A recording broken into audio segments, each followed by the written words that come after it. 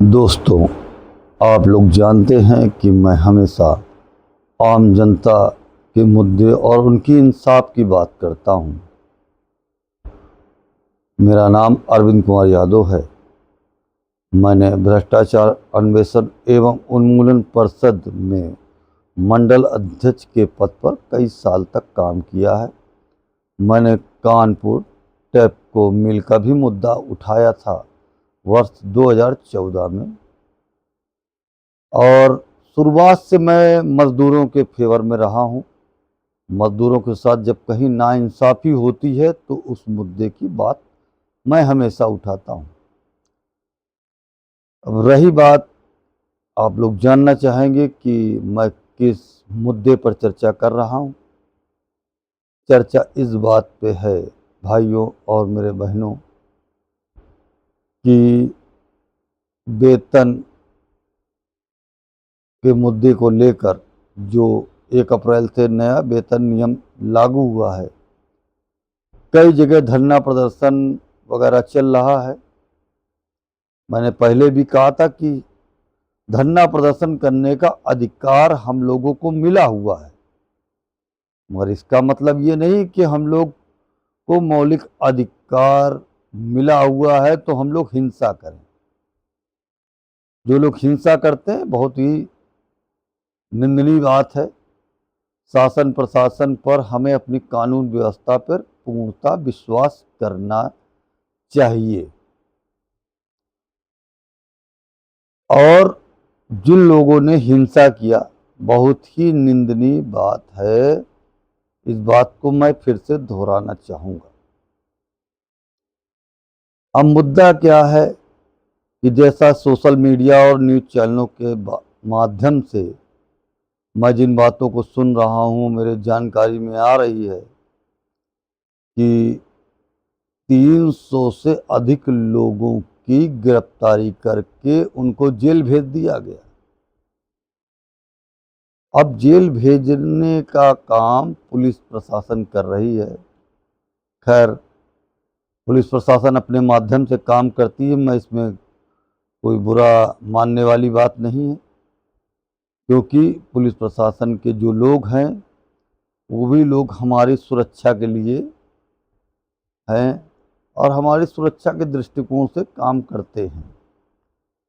मगर ऐसे लोग जिनका इन धरना प्रदर्शनों से कोई भी लेना देना नहीं है, उन लोगों को जेल भेज दिया गया। और जेल भेजने में भी एक नियम कानून लागू होता है। दोस्तों, नियम कानून क्या लागू होता है कि मान लीजिए हमने किसी को गिरफ्तार किया, तो सबसे पहली बात तो 24 घंटे के अंदर न्यायालय में उनको पेश करना। दूसरी बात, उनके परिवार को जानकारी देना कि हमने किस धारा और किस नियम के तहत उनको गिरफ्तार किया है। और एफआईआर की कॉपी देना। जैसा कि मुझको सोशल मीडिया और न्यूज़ चैनलों के माध्यम से जो जानकारी प्राप्त हो रही है, कुछ नाबालिग लोगों को भी गिरफ्तार कर लिया गया। अब उनका दोष क्या है, ये तो पुलिस प्रशासन ही बता सकती है कि उनका दोष क्या है। साथ ही साथ मुझको ऐसा भी जानकारी दोस्तों मिली है कि फैक्ट्री कर्मी या कंपनी मालिकों ने उनको फोन करके बुलाया कि आज ड्यूटी पे आपको आना है, और जब लोग ड्यूटी पे आ रहे हैं तो पुलिस प्रशासन उनको गिरफ्तार कर ले। तो इस मामले में मेरा जो तत्व है कि अगर उनके खिलाफ कोई वीडियो फुटेज है, कुछ भी सत्य है, कुछ भी सबूत है, तो गिरफ्तार करना उनका लाजमी है, क्योंकि कानून से बंधे हुए हमारे पुलिसकर्मी भाई बहन भी हैं। मगर किसी को अनर्गल गिरफ्तार किया गया तो निहायत ही गलत बात है। मतलब ये तो अगर पुलिस प्रशासन ने ये गलती की है तो ये तो वो वाला हाल हो गया, अंधेर नगरी चौपट राजा। मतलब जिसका जो मन आए वो दोस्तों करेगा, और हमारी जो इच्छा है वो हम अपने हिसाब से करेंगे। हमारे पास वर्दी है, हम स्वतंत्र हैं, हम जो करें।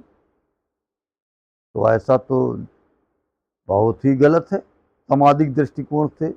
उनके भी भाई बहन हैं, उनकी भी परिवार है। कितने लोग उनके यहाँ भी होंगे जो प्राइवेट नौकरी जॉब कर रहे हैं या नहीं कर रहे हैं।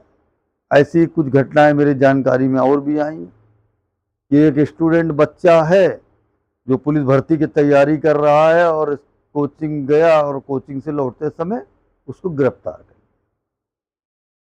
परिवार वालों को जानकारी ही नहीं है कि हमारा बच्चा गिरफ्तार हो गया। जब थाने जाते हैं तो कहते हैं कि कोर्ट जाके संपर्क करिए, कोर्ट जाते हैं तो उनसे कहा जाता है जेल जाके संपर्क करिए। मतलब परिवार जगह जगह ठोकर खा रहा है, और इसके बाद जो है कहीं से उसको जानकारी नहीं मिल रही। जब जेल जाता है तो उसको पता चलता है कि उसका भाई, उसका बेटा, उसका पति जो नोएडा में हिंसा हुई है उसमें गिरफ्तार कर लिया गया। तो चलिए मैं मान लेता हूं कि पुलिस प्रशासन अपनी जगह राइट है, मगर पुलिस प्रशासन का दोस्तों एक ये भी जिम्मेदारी बनती है कि परिवार को सूचना मिलनी चाहिए कि उनका बच्चा या उनका भाई या उनका हस्बैंड गिरफ्तार कर लिया गया। और कुछ लोग तो ऐसे हैं जो फैक्ट्री में कभी नौकरी करने भी नहीं गए, उनको भी गिरफ्तार कर लिया गया। तो दोस्तों ये बात तो मुझको नहीं समझ में आ रही है। वही लग रहा है कि अंधे नगरी चौपट राजा। तो हमारे मुख्यमंत्री जी आदित्यनाथ योगी जी महाराज जो एक साधु महात्मा भी हैं, मैं उनसे आग्रह करना चाहूंगा कि आप बहुत अच्छा कानून व्यवस्था चलाते हैं, इसमें कोई शक और दो राह नहीं है। आप बहुत सख्त नियम कानून भी लाते हैं, ये भी अच्छी बात है। मगर ऐसे लोगों का जिनका इस मुद्दे से कोई लेना देना नहीं, उनकी गिरफ्तारी का कौन सा आयु उचित है?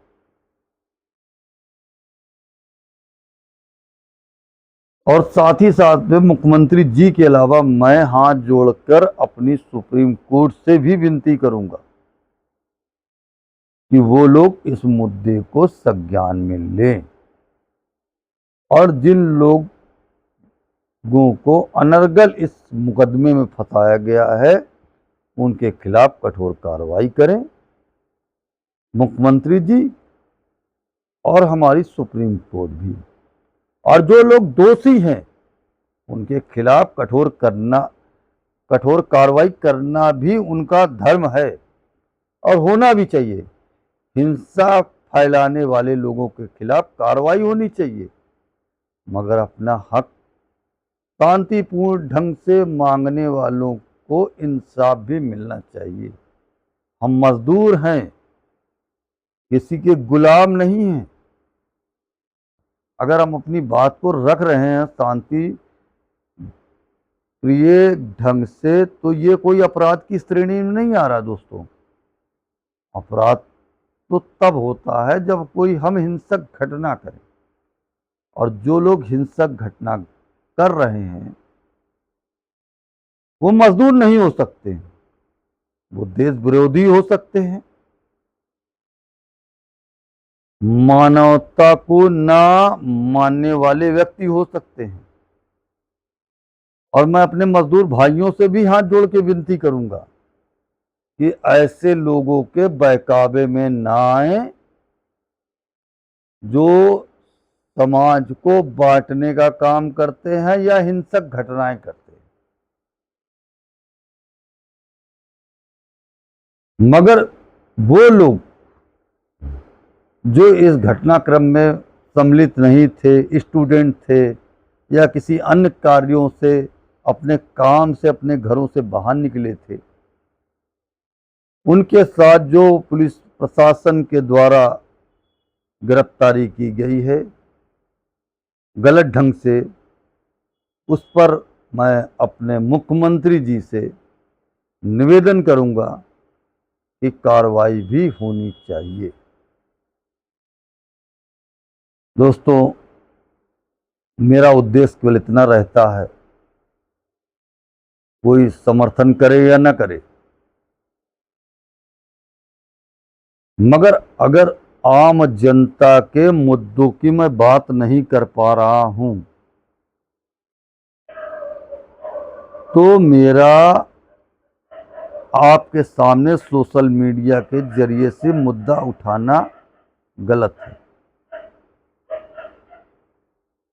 तो दोस्तों, आपसे एक ही विनती है कि आप लोग लाइक कमेंट शेयर करें। अगर मेरी बातें अच्छी लगती हैं, मैं आम जनता के मुद्दे उठाता हूं, तो आपके समर्थन की ज़रूरत है। आप लोग सपोर्ट करिए। मैं भारत का एक आम नागरिक हूं, बस यही कहूँगा, जय हिंद, जय भारत। हाथ जोड़ के सभी लोगों से विनती करूँगा।